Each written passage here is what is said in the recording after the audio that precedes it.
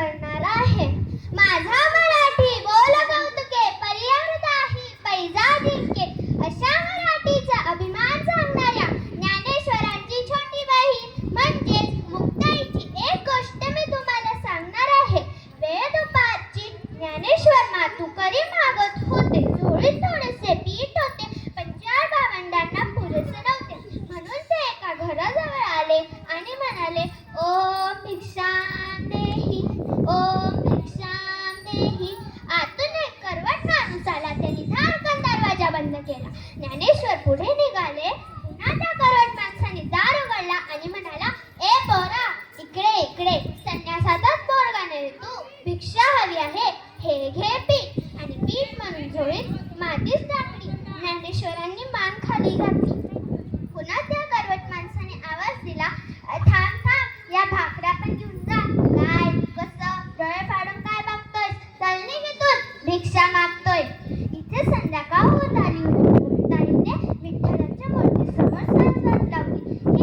ही मूर्ती म्हणजे तिच्या आईबाबांची आठवण. तिने रामरक्षा म्हणायला सुरुवात केली. तिला चाहूल आलीये की आपला ज्ञानदादा आलाय. तिने पटकन रामरक्षा उरकली आणि आपल्या भावासाठी पाठ वाढली.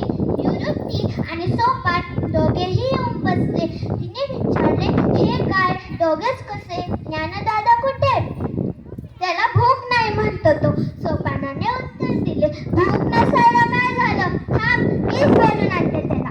असे म्हणून मुक्ताई खोपट. हे खोपट म्हणजे तिच्या ज्ञानदादाची एकांत जागा. गवत रचलेल्या जागेत त्याला लहरी तेव्हा तो जाऊन बसायचा. अरे, ज्ञानदादाची झोळी तर इथेच दिसते. अगं बाई, या झोळीत तर माती आणि शेणाच्या गौऱ्या आहे. पुन्हा कृष्णाने हे केलं असावं.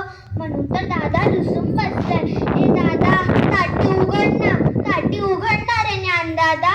ज्ञानदादा, ऐकलंस? चिंता क्रोध मागे सारा, ताटी उघडा ज्ञानेश्वरा. योगी पावन मनाचा, साई अपराध जनाचा. ताटी उघडा ज्ञानेश्वरा, सर्वगान झाले वंदी, संत सुखे व्हावे पाणी. ताटी उघडा ज्ञानेश्वरा. अरे ज्ञानदादा, तूच म्हणतोस ना, जर कोणी आपल्यावर रागवलं तर क्षमा करावी आणि तू तसा रागून बसलाय. अरे, या झोळीत माती टाकणाऱ्याची बुद्धी तर भ्रष्ट झाली असणार. म्हणून तू का गोष्टी होतो?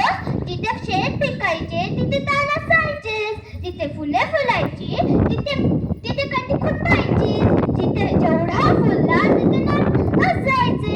असं रे काय ज्ञानदादा? सारे जग जरी आगीसारखे दहन झाले तरी संतांनी मात्र पाण्यासारखे शीतल असायला हवे. तुम्हा संत मंडळीवर तर खूप मोठी जबाबदारी आहे बाबा. तुम्ही या अवघ्या विश्वाला तारायला हवं. हे मी सांगायला पाहिजे का रे ज्ञानदादा तुला? ज्ञानदादा, ताटी उघड ना, पाय दुखून आले माझे. तुला तुझ्या लहान बहिणीची दया नाही येत का रे? दया नाही येत का रे?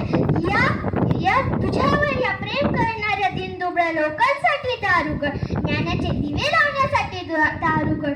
समाजासाठी दार उघड. उघडणारे दार ज्ञानदादा.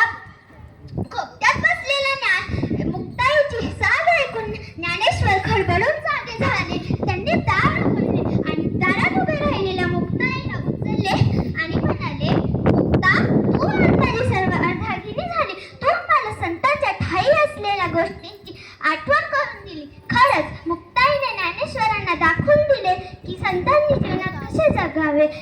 जय हिंद.